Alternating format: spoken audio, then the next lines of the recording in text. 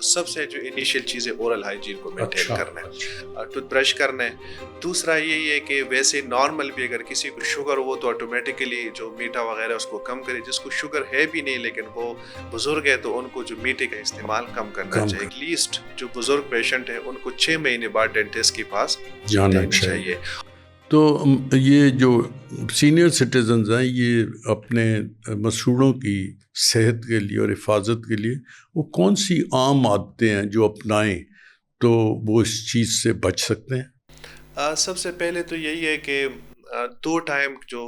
Tooth brush ہے وہ ظاہر سے کرنا ہے، کیونکہ سب سے انیشیل یہ ہے کہ ہم لوگوں نے کھانا وغیرہ کھایا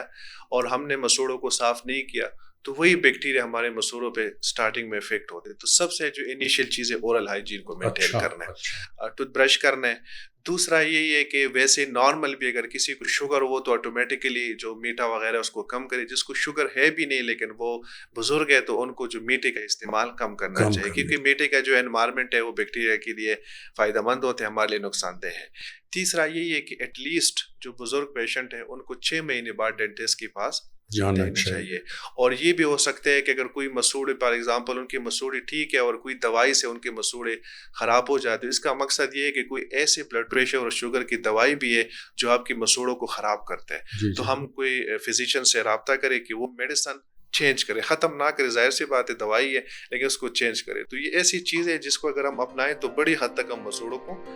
ٹھیک کروا سکتے ہیں۔